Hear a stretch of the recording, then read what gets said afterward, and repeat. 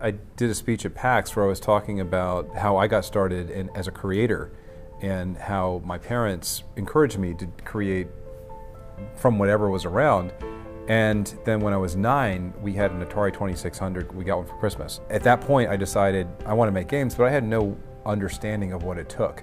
A year later, we got an Apple II, and all of a sudden, the tools were there. So when I started Insomniac, my goal was to make a console game, and more specifically, something that was a lot like Doom, because I'd been playing a hell of a lot of Doom, and I was so enamored by that game. And that interest was shared by Al Hastings, who was the first person to come on board after I started Insomniac, and then his brother, Brian Hastings, who came on board after we had done our first demo. And all three of us really loved the idea of making a first-person shooter.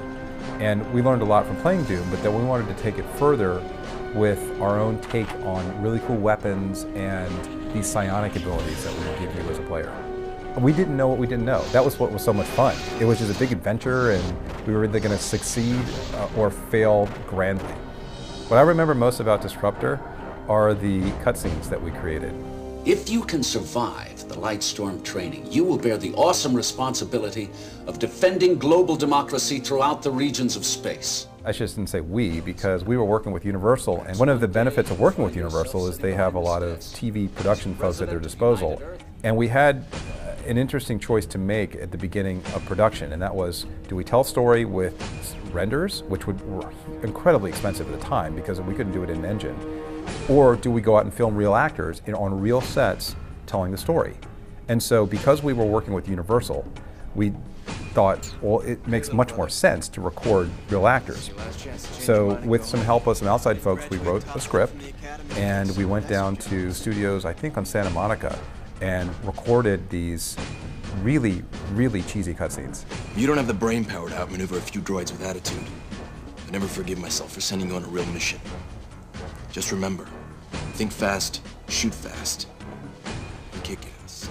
And I guess in some ways that lent a certain charm to Disruptor, this sort of quirkiness that set it apart from other first-person shooters. But I remember being on the set and having things falling off the walls and looking at our so-called teleporter, which was basically a cardboard or wood prop, and thinking, oh my God, that doesn't look anything like what I imagine a teleporter to look like. But we just went with it. Now remember too, at the time, that was in vogue for games. Warhawk was a good example. There wasn't enough of them left to fill a Boy Scout troop. Creel's forces didn't even flinch. And we were looking at that and going, oh, that's pretty cool. We could do that. Never realizing that it takes a lot of effort and a lot of expertise to do it. And I gotta give the actors credit. I mean, the story itself was where everything started, and we were not the experts in terms of writing story at the time. And they put a lot of heart into it. And I think it shows. I mean, but it's still really funny to watch those performances and just think, wow, at the time we thought this was kind of cool. And it wasn't. All the psionics in the world couldn't have saved him from that terrorist ambush. That was the last video that we ever tried to use to tell story. After Disruptor, there were about 5 of us in the Insomniac office, and it was all of us in one small office working together, and we were trying to figure out what to do.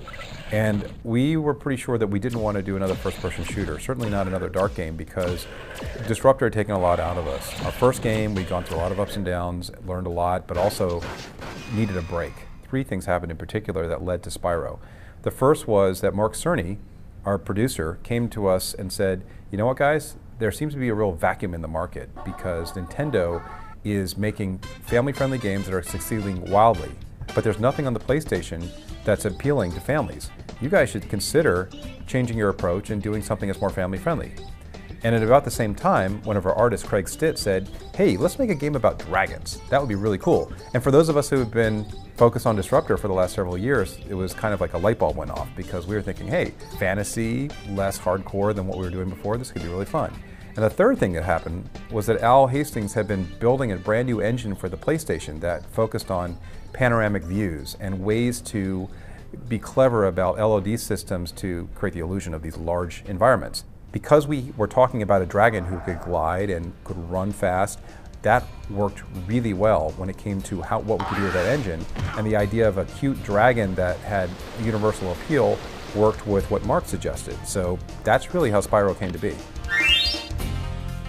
When Mario 64 came out, it was a huge hit in our very small office. And I remember we had a Nintendo 64 and we played incessantly through the first level. We spent most of our time in that first little environment where you can run around in circles and climb trees and jump. And I remember Brian Hastings, who's our chief creative officer and did a lot of the controls, all the controls in camera for our first several games. I remember him dissecting it piece by piece and pointing out that if it's fun to run around in circles, then it's a win. And so he focused heavily on making sure that Spyro had that same toy factor. Those are his words, toy factor. And what ended up happening was the game was fun before we even put in enemies. Because it was fun to run Spyro around in circles and we got the charge working and it was fun to kill enemies with the flame and knock them over with the charge. But it wasn't until we added that third dimension with gliding that suddenly I thought, wow, this is different. This goes beyond other platformers out there and other mascot type characters that exist on platforms, because you can just simply do more with this character. The gliding levels were an interesting challenge because we spent a lot of time with the controls and trying to figure out whether or not we wanted it to be a true flying level where you have complete 6 degrees of freedom or constrain it in some way. And I think that took a lot of internal testing to figure out that sweet spot where you feel like you can do anything, but in reality, we're constraining things. So it feels good, but we're not letting you get frustrated. It also opened up a lot more gameplay possibilities for us in terms of design. And I think that variety that Spyro has in its levels and in terms of what we ask players to do is something that does make it special, certainly for games of that era. Our animator and modeler at the time, Alain Mandron, who's a French guy, had this really quirky sense of humor, and he'd stick whatever the hell he wanted to in the game. I remember being surprised all the time by what showed up. I mean, we had some really wacky stuff in Spyro because there were no rules. We created a universe that didn't have any specific rules. It was a universe that was a complete fantasy place. It wasn't tied to reality, and there were no constraints with story, constraints on characters, and in some cases, it got pretty weird. And we did some really weird stuff in Spyro just because we could and because we weren't satisfied with using the same approach to enemies. Well, there was one character I think that has bats coming out of his stomach, so his stomach opens up and bats fly out and attack you. I remember that was probably the pinnacle of weirdness for us. And then we had crystal bears in one of our levels. I think it was crystal bears, it was crystal something. It was just weird. And that had to do with everybody contributing and just coming up with the ideas that kind of sort of fit in the world, but provided something different for players. For me, the most memorable feedback was the feedback we got on Spyro's personality. Where's Nasty Nork? I'll torch him. And I remember reading comments from people who complained about the fact that he was a cocky bastard. And that wasn't, I don't remember that being our intent, but when we did the voice recording and when we were figuring out who he really is, he just kind of came out as a entitled little jerk. Bring him on. I think I smell a barbecue. Some people liked it, and it rubbed a lot of people the wrong way.